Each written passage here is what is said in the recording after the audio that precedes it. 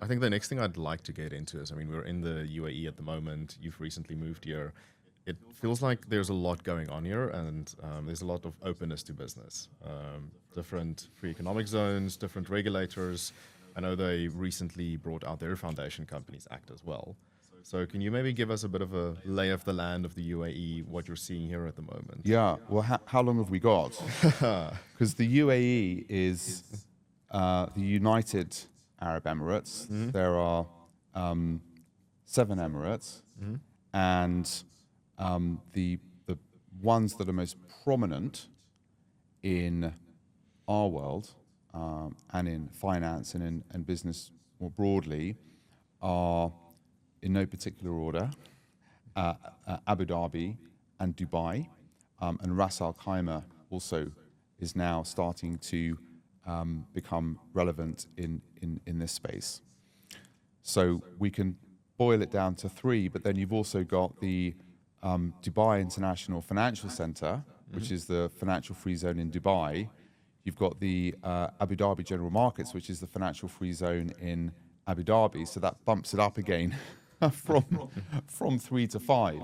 And then you've also got various financial free zones, or sorry, free zones, economic, commercial free zones in Dubai. Although thankfully we've recently, there's recently been some regularization of that, because the Virtual Assets Regulatory Authority, which is the Dubai Virtual Assets Regulator, now has jurisdiction, as it were, over those free zones, aside from the Dubai International Financial Center. So it's a complex. It is a complex jurisdiction. It's difficult to say it's difficult to generalize about the UAE when it comes to sort of specifics. The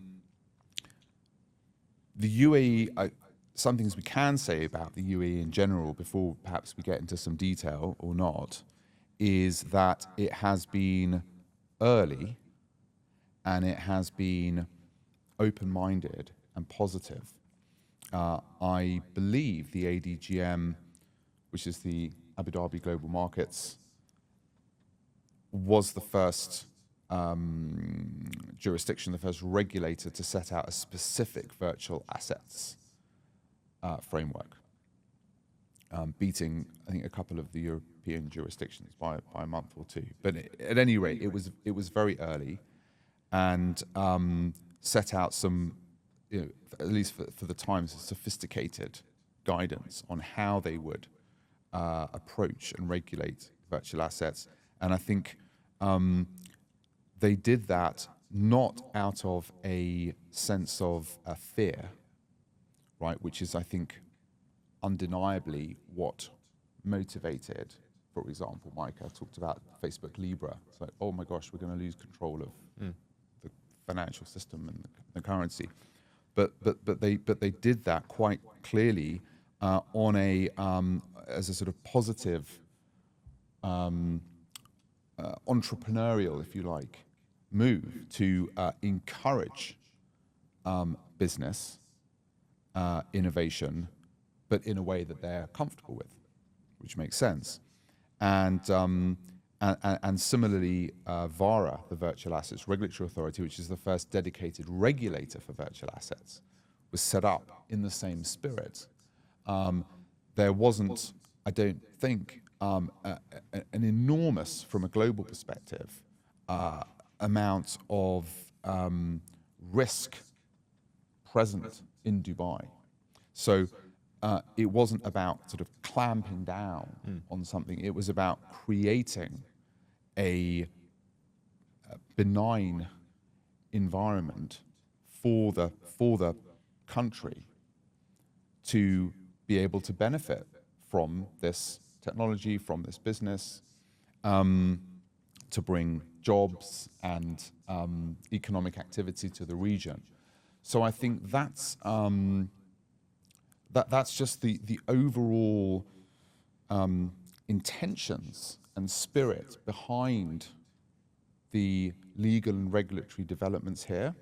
And for me, I think that's really important, just to understand why this is here in the first place and how it's being approached.